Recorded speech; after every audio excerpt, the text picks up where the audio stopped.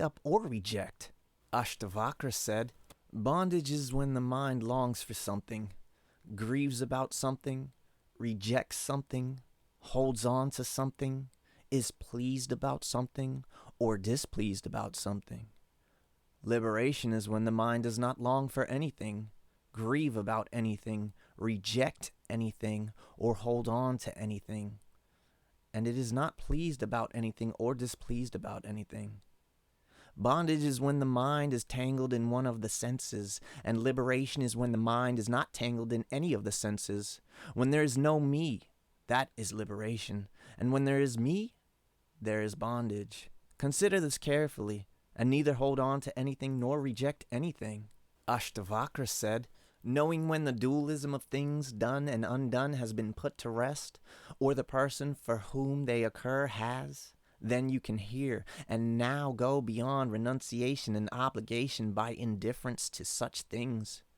Rare indeed, my son, is the lucky man whose observation of the world's behavior has led to the extinction of this thirst for living, thirst for pleasure, and thirst for knowledge. All this is transient and spoiled by the three sorts of pain. Knowing it to be insubstantial, ignoble, and fit only for rejection, one attains peace. When was that age or time of life when the dualism of extremes did not exist for men? Abandoning them, a person who is happy to take whatever comes attains perfection. Who does not end up with indifference to such things and attain peace when he has seen the differences of opinions among the great sages, saints, and yogis? Is he not a guru who, endowed with dispassion and equanimity, achieves full knowledge of the nature of consciousness and leads others out of samsara? If you would just see the transformations of the elements as nothing more than the elements, then you would immediately be freed from all bonds and established in your own nature. One's desires are samsara. Knowing this, abandon them. The renunciation of them is the renunciation of it. Now you can remain as you are. Ashtavakra said, abandon desire, the enemy, along with gain, itself so full of loss, and the good deeds which are the cause of the other two. Practice indifference to everything. Look on such things as friends, land, money, property, wife, and bequests as nothing but a dream or a magician's show lasting 3 or 5 days. Wherever a desire occurs, see samsara in it. Establishing yourself in firm dispassion, be free of passion and happy. The essential nature of bondage is nothing other than desire, and its elimination is known as liberation. It is simply by not being attached to changing things that the everlasting joy of attainment is reached. You are one, conscious and pure, while all this is inert non-being. Ignorance itself is nothing, so what is the point of wanting to understand? Kingdoms, children, wives, bodies, pleasures, these have all been lost to you life after life, attached to them though you were. Enough of wealth, sensuality, and good deeds. In the forest of samsara, the mind has never found satisfaction in these. How many births have you not done hard and painful labor with body, mind, and speech? Now at last, stop. Ashtavakra said, unmoved and undistressed, realizing that being, non-being, and change are of the very nature of things, one easily finds peace. At peace, having shed all desires within, and realizing that nothing exists here but the Lord, the creator of all things, one is no longer attached to anything. Realizing that misfortune and fortune come in their own time from fortune, one is contented. One's sense is under control and does not like or dislike. Realizing that pleasure and pain, birth and death are from destiny, and that one's desires cannot be achieved, one remains inactive, and even when acting does not get attached. Realizing that suffering arises from nothing other than thought, dropping all desires, one rids oneself of it, and is happy and at peace everywhere. Realizing I am not the body, nor is the body mine. I am awareness. One attains the supreme state and no longer remembers things done or undone. Realizing I alone exist from Brahma down to the last clump of grass, one becomes free from uncertainty, pure, at peace, and unconcerned about what has been attained or not. Realizing that all this varied and wonderful world is nothing, one becomes pure receptivity, free from inclinations, and as if nothing existed, one finds peace. Janaka said, "First of all, I was averse to physical activity, then to lengthy speech, and finally to thought itself, which is why I am now established. In the absence of delight in sound and the other senses, and by the fact that I am myself not an object of the senses, my mind is focused and free from distraction, which is why I am now established. Owing to the distraction of such things as wrong identification, one is driven to strive for mental stillness. Recognizing this pattern, I am now established. My relinquishing the senses of rejection and acceptance, and with pleasure and disappointment ceasing today, Brahman, I am now established. Life in a community, then going beyond such a state, meditation and the elimination of mind-made objects, by means of these I have seen my error, and I am now established. Just as the preference of actions is due to ignorance, so their abandonment is too. By fully recognizing this truth, I am now established. Trying to think the unthinkable is doing something unnatural to thought. Abandoning such practice, therefore, I am now established. He who has achieved this has achieved the goal of life. He who is of such a nature has done what has to be done."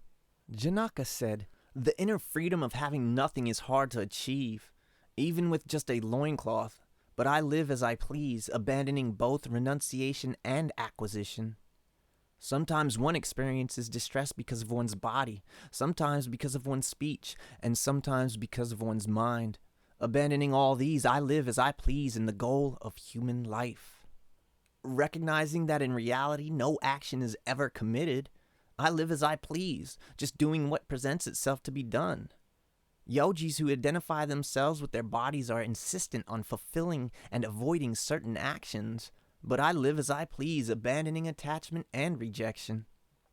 No benefit or loss comes to me by standing, walking, or lying down, so consequently I live as I please, whether standing, walking, or sleeping. I lose nothing by sleeping and gain nothing by effort, so consequently I live as I please, abandoning success and failure. Continually observing the drawbacks of such things as pleasant objects, I live as I please, abandoning the pleasant and unpleasant." Janaka said, "He who by nature is empty-minded, and who thinks of things only unintentionally, is freed from deliberate remembering like one awakened from a dream. When my desire has been eliminated, I have no wealth, friends, robbers, senses, scriptures, or knowledge. Realizing my supreme self-nature in the person of the witness, the Lord, and the state of desirelessness in bondage or liberation, I feel no inclination for liberation. The various states of one who is free of uncertainty within and who outwardly wanders about as he pleases like an idiot can only be known by someone in the same condition."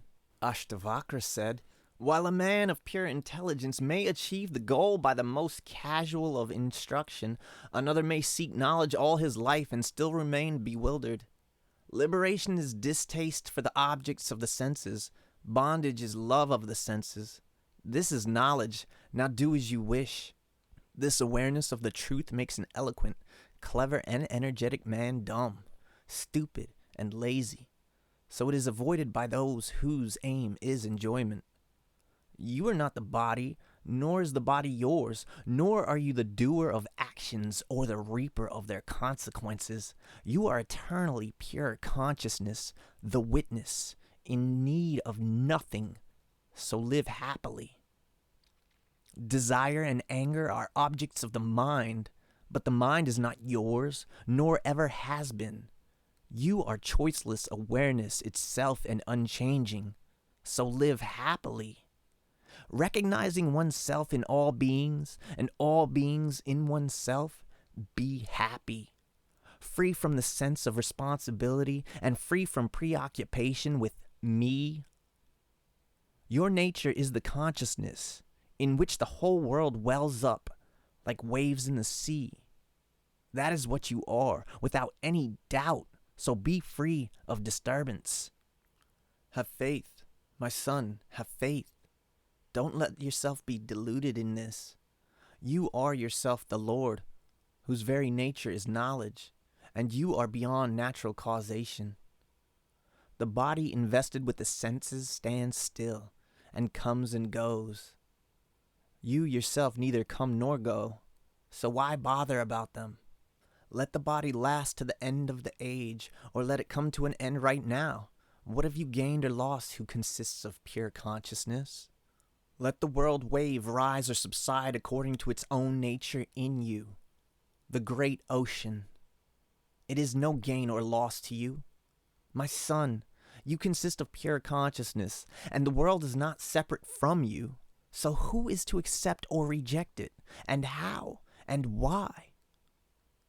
How can there be either birth, karma, or responsibility in that one unchanging, peaceful, unblemished, and infinite consciousness which is you? Whatever you see, it is you alone manifest in it. How can bracelets, armlets, and anklets be different from the gold they are made of? Giving up such distinctions as he is what I am, and I am not that, recognize that everything is myself, and be without distinction and happy. It is through your ignorance that all this exists. In reality, you alone exist. Apart from you, there is no one within or beyond samsara.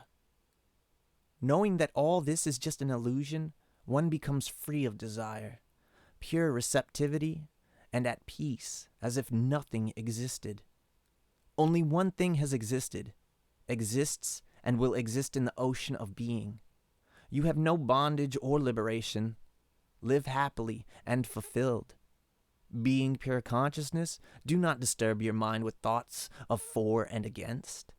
Be at peace and remain happily in yourself, the essence of joy. Give up meditation completely, but don't let the mind hold on to anything. You are free by nature, so what will you achieve by forcing the mind? Ashtavakra said, my son, you may recite or listen to countless scriptures, but you will not be established within until you can forget everything. You may, as a learned man, indulge in wealth, activity, and meditation, but your mind will still long for that which is the cessation of desire and beyond all goals. Everyone is in pain because of their striving to achieve something, but no one realizes it. By no more than this instruction, the fortunate one attains tranquility. Happiness belongs to no one but that supremely lazy man for whom even opening and closing his eyes is a bother. When the mind is freed from such pairs of opposites as I have done this and I have not done that, it becomes indifferent to merit, wealth, sensuality, and liberation. One man is abstemious and averse to the senses, another is greedy and attached to them. But he who is free from both taking and rejecting is neither abstemious nor greedy. So long as desire, the state of lack of discrimination, remains, the sense of revulsion and attraction will remain, which is the root and branch of samsara. Desire springs from usage, and aversion from abstention. But the wise man is free from the pairs of opposites like a child and becomes established. The passionate man wants to eliminate samsara so as to avoid pain, but the dispassionate man is free from pain and feels no distress even in it. He who is proud about even liberation or his own body and feels them his own is neither a seer nor a yogi. He is still just a sufferer. If even Shiva, Vishnu, or the lotus-born Brahma were your instructor, until you have forgotten everything, you cannot be established within. Ashtavakra said, he who is content with purified senses and always enjoys solitude has gained the fruit of knowledge and the fruit of the practice of yoga too. The knower of truth is never distressed in this world, for the whole round world is full of himself alone.